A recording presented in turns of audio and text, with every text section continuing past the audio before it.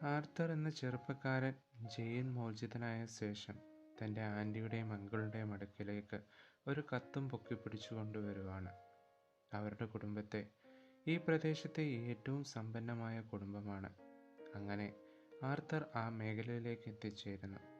വഴി നല്ല തിട്ടമില്ലാത്ത Arthur soya എന്ന ആൻറ്റിയോട് അവന് പോകുവാനുള്ള അഡ്രസ്സിനെ കുറിച്ച് ചോദിക്കുന്നു. വഴി ചോദിച്ചു വന്ന ആർത്തറിനെ കണ്ടപ്പോൾ തന്നെ സോയയുടെ മനസ്സിൽ ലഡുപൊട്ടി. ഒന്ന് വളയ്ക്കാനുള്ള ശ്രമമൊക്കെ സോയ നടത്തിയെങ്കിലും ആർത്തർ നൈസായി ഊരിപ്പോകുന്നു. നിഷ്കളങ്കനായത് കൊണ്ടൊന്നുമല്ല, അവന് അതൊരു പുതിയ സ്ഥലമാണ്. വന്നു കയറിയപ്പോൾ തന്നെ അടിവാരിക്കൂട്ടണ്ടെന്നുള്ളത് കൊണ്ട് അവൻ ആൻറ്റിയുടെയും അങ്കിളിൻ്റെയും വീട്ടിലേക്ക് പോകുന്നു. ഗേറ്റ് തുറന്നു വരുന്ന ആർത്തർ പിന്നാമ്പുറം തിരിഞ്ഞിരിക്കുന്ന ആൻറ്റിയെ കാണുന്നു. ഇതാണ് ആൻ്റണിയ. ചെറുപ്പക്കാരിയാണ്, അതിലുപരി സുന്ദരിയുമാണ്. ആദ്യ കാഴ്ചയിൽ തന്നെ ആർത്തറിന് ആൻ്റണിയെ ഇഷ്ടമായി. പക്ഷേ അതൊന്നും പുറത്തു കാണിക്കാതെ താൻ വന്നതിൻ്റെ കാര്യവും കയ്യിൽ കരുതിയ കത്തും കൈമാറുന്നു.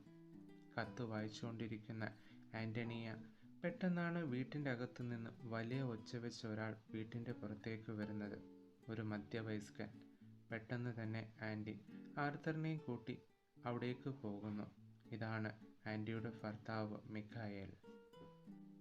ഫുൾ ടൈം വെള്ളത്തിലാണ്. ആൻറ്റിയും മിഖായേലും തമ്മിൽ നല്ല പ്രായവ്യത്യാസമുണ്ട്.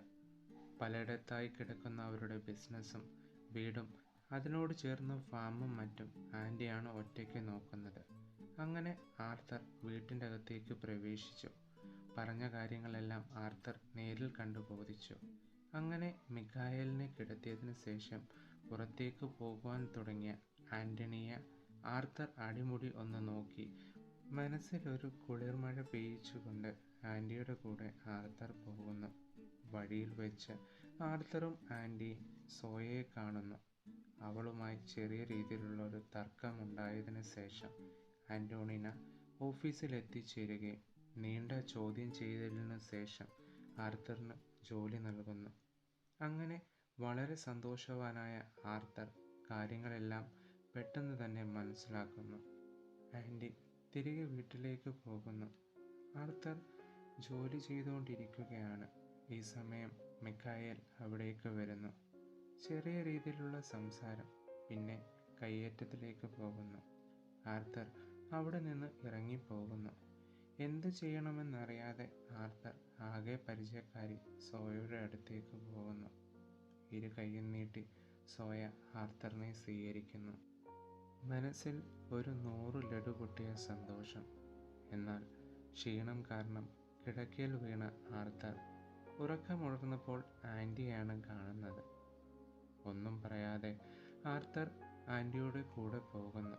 ആൻറ്റി തൻ്റെ വീട്ടിൽ തന്നെ ആർത്തറിന് വേണ്ടുന്ന കാര്യങ്ങളൊക്കെ ചെയ്തു കൊടുക്കുന്നു. രാത്രിയായപ്പോൾ മിഖായേൽ ആർത്തറിൻ്റെ അടുക്കലേക്ക് വരുന്നു. രാവിലെ നടന്ന കാര്യങ്ങൾക്കെല്ലാം ക്ഷമ ചോദിക്കുകയും ഇന്നു മുതൽ പുതിയൊരു മനുഷ്യനാകുവാനുള്ള വലിയ തീരുമാനം ആർത്തറിനെ അറിയിക്കുന്നു. എന്നാൽ ആർത്തറിന് കിളിപോയി നിൽക്കുകയാണ്. ഈ സമയം ആൻറ്റി അവിടേക്ക് വരുന്നു. ഇന്ന് ആർത്തറിനെ വിളിക്കുവാൻ വരുന്നതിന് മുമ്പ് നടന്ന കാര്യങ്ങൾ ആൻറ്റി ആർത്തറിനോട് വിശദീകരിക്കുന്നു.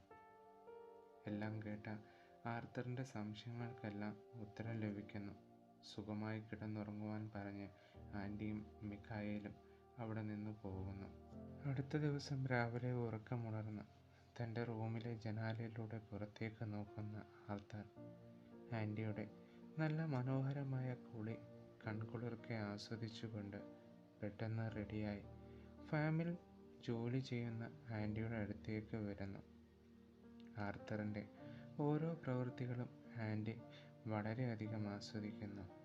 എന്നാൽ ഇതൊന്നും പുറത്ത് കാണിക്കാതെ ആൻറ്റി പെട്ടെന്ന് തന്നെ വീട്ടിൻ്റെ അകത്തേക്ക് പോകുന്നു.